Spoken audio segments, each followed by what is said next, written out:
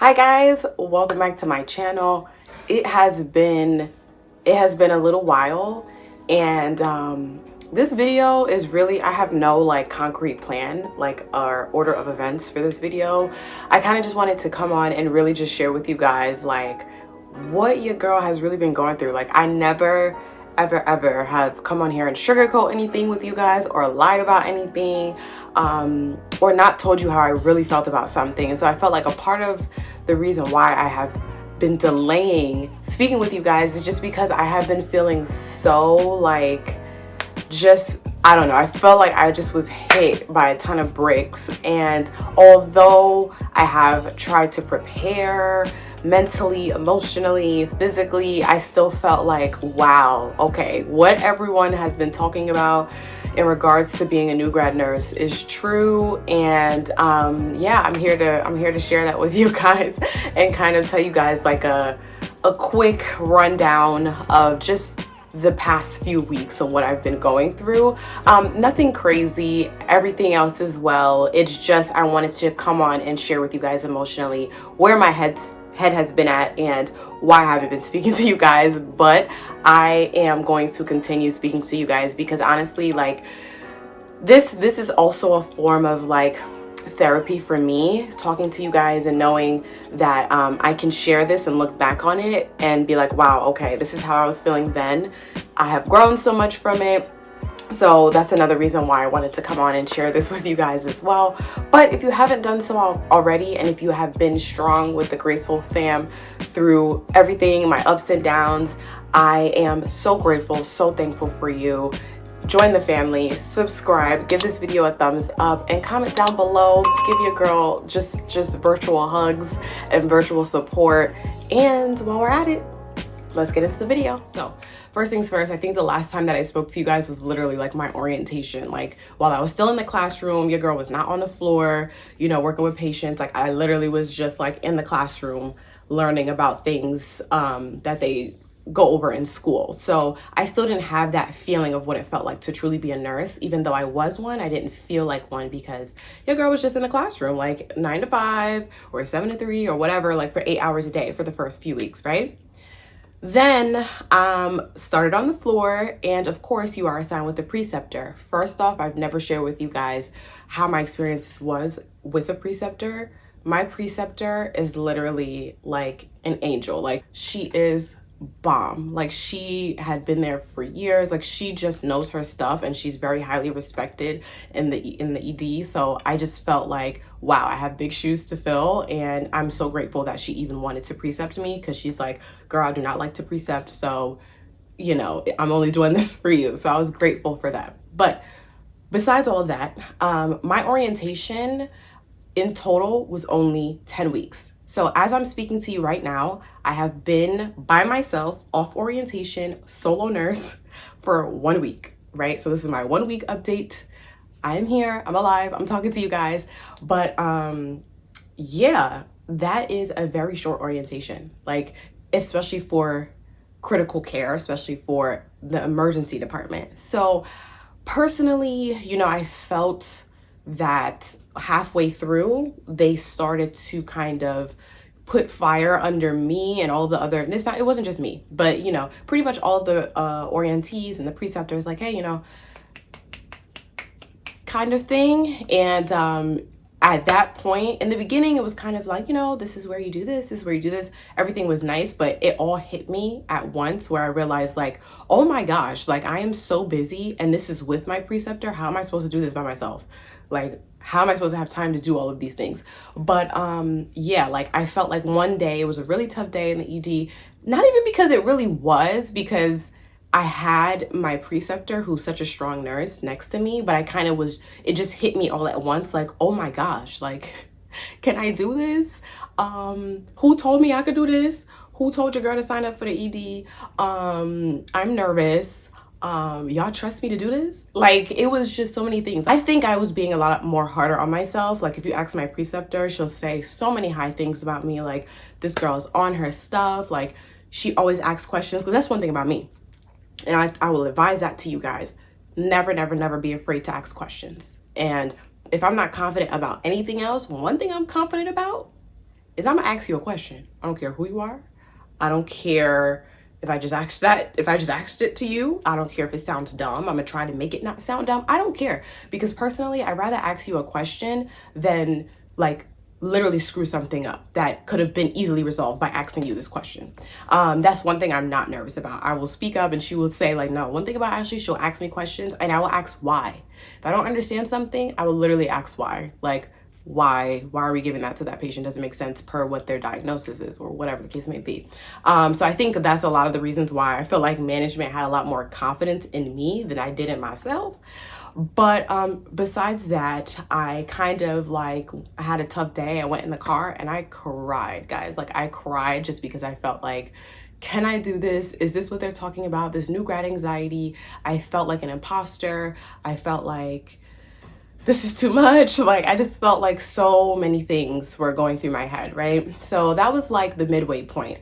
After that, you know, my preceptor not only instilled like skills in me, but confidence in me. She's like, girl, look, you know, you're gonna get thrown to the wolves. That's okay. You wanna know why? Because you're gonna be prepared for it. It's gonna happen. It doesn't matter what floor you're on. It's gonna happen. You're gonna feel overwhelmed, but guess what? This is how we can make the best out of it. This is the information that you need to know, and let's get to it. Like it was like, we can have a pity party for right now, but we're gonna get back up and we're gonna get to it. And you know, even now that I'm on my own, like I still hear her in my head, like, girl, before you leave this room, refresh the screen. Like, what if there's a new order? Like, be nosy with your patients. Like, always be nosy with your patients. And like, if somebody's going in there in your patient's room, who is it? What are they doing? What are they touching? Like, always be nosy with your patients. She like definitely instilled that in me. So with all that being said, I just wanted to come on to say that I definitely was having a tough time. I definitely, you know, just wanted to be honest. Like, and tough time, and what I mean by tough time, like, I don't genuinely feel like I was failing or not doing a good job. I think I'm speaking emotionally. Like going there, I was doing the things that I was supposed to do. I was writing down what I needed to write down, but I think emotionally I was gaining anxiety because I just was like, I cannot imagine how I'm supposed to do this by myself. This is a lot. This is a lot of information. These are very sick, critical patients. And there's a part in the EZ that I'm at where they're like ICU patients. And I was there like every day, and like there was like codes every day. Like I had one day where there were I had 3 patients, both of them coded at the same time. Okay, so I went into one room. We had to sedate the patient. I pushed the meds to sedate the patient right next to the doctor by my side, and my preceptor at the time there, but she wanted me to be hands-on. So I'm right there. Next thing you know, the doctor's like, Ashley, put the bed down. Putting the bed down. And I'm like, why am I putting the bed down? Like, and I look at the monitor, patient's in asystole, and I'm like, all right, we're doing this. Like, it's in that moment. And it's like, I had that gut feeling, like always listen to your gut. Like I had that gut feeling like something's about to go left. We had the crash cart ready. We had everything ready.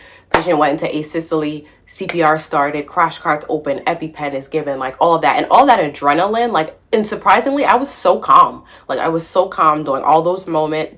Like every code, I think the main thing is just to be calm. Because when you work yourself up, you make a mistake, you just get flustered, things start falling. Like, it's just like, calm down. Like, that's really what it is. Whenever I feel flustered, the best tip that, you know, that was given to me is just slow down. Like, just literally take 2 seconds and just be like, all right, who do I need to see first? Like, that's really what it is.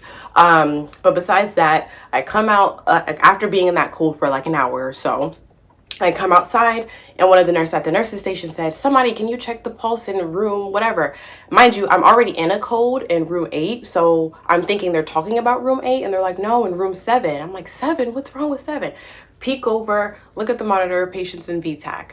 So we go and check the pulse, because if you know, pulseless VTAC and VFib are shockable rhythms, and you don't want to be in those rhythms, first of all. So we go, we check a pulse, we didn't check one, boom, now we're starting CPR in the room right next to it. Like, that day was so like traumatic, but it just let me know, like, listen, those days happen, and you're not going to be by yourself. You're never about to be like doing these things by yourself. But it kind of woke me up to say, you know what, you can do this.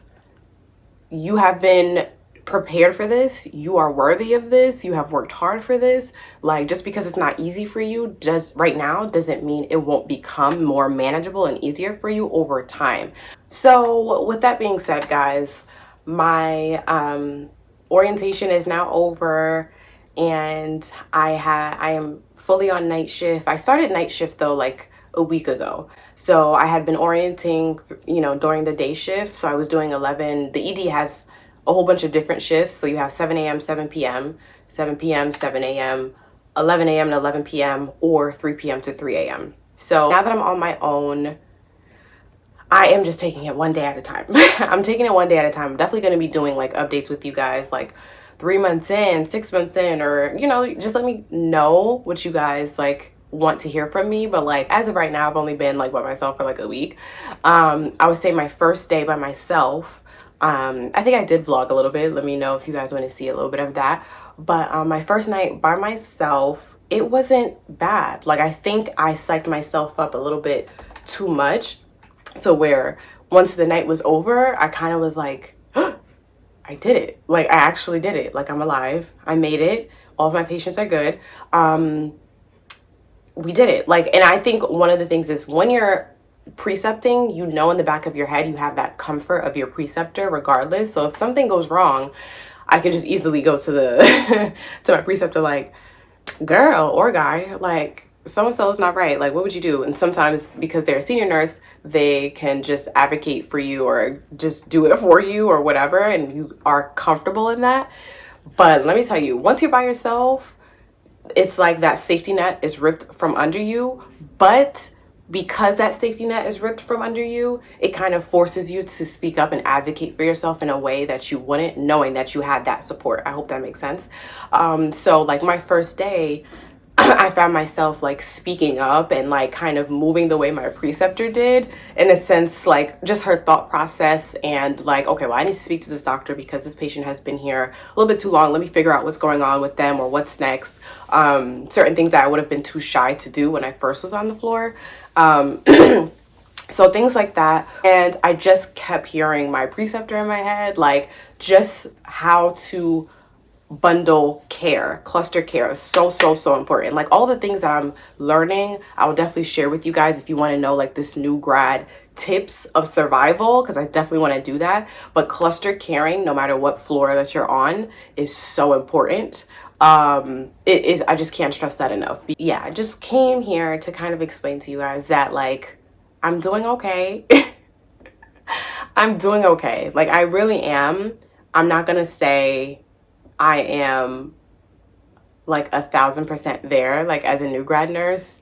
I'm gonna come back in 6 months and let you guys know how I feel. Being that new grad nurse, like it's real. Like it's real. I heard it before. I know all of my professors will say like that first year is definitely tough.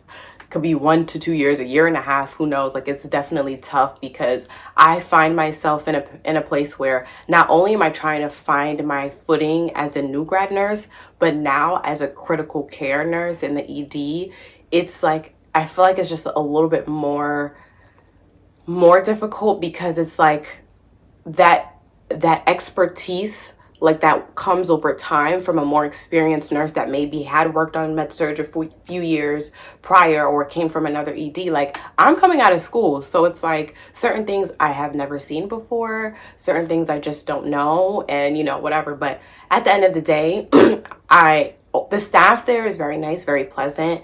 There's always, and especially night shift, like I think that's with any floor, like night shift is just a different energy, because naturally I feel like night shift has a higher turnaround, but night shift is more like a family. Everyone's willing to help you just to make it through the night. Like it's just more chill compared to day shift.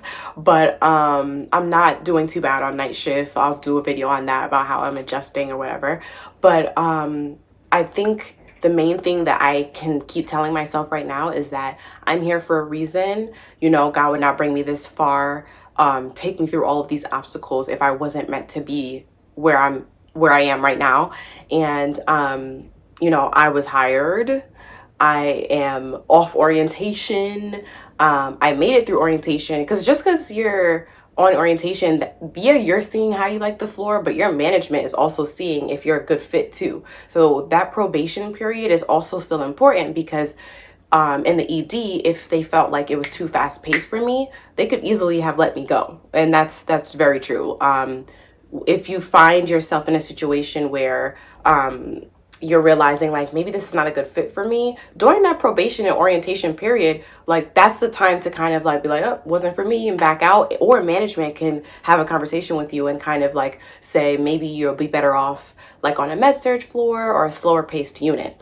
But I've made it through. I'm by myself, so I know that they think I'm doing good. My manager always comes up to me and is like, Ashley, you're doing great, you're doing awesome, I hear great things about you, everyone thinks you're doing great. And I'm like, that's cool that y'all think that, but I need to think that. So that's where I am right now. And I don't want to make this video too long. So let me know down below what you guys want to hear from me. I definitely want to be making more and more videos now that I've overcome this hump of like orientation and precepting, and I'm kind of on my own. So now I can really tell you guys like my own groove and how I'm really doing things. So just let me know down below, and stick with me, guys, please. Like, I'm gonna be making more more videos. I just wanted to come and tell you guys like your girl was having a tough time, okay? A tough time adjusting, but we're gonna make it. We're gonna make it, okay? We're gonna make it. I'm gonna be making a video 6 months from now, a year from now, saying I got through it, so can you. But I'm just not there yet. But if you haven't done so already, please subscribe, join the Graceful family, give this video a thumbs up, and like I always say, if you're gonna do anything, even if you're having a tough time, even if you're dealing with anxiety, even if you're doubting yourself, always, always, always be graceful and give yourself grace. Okay? Bye.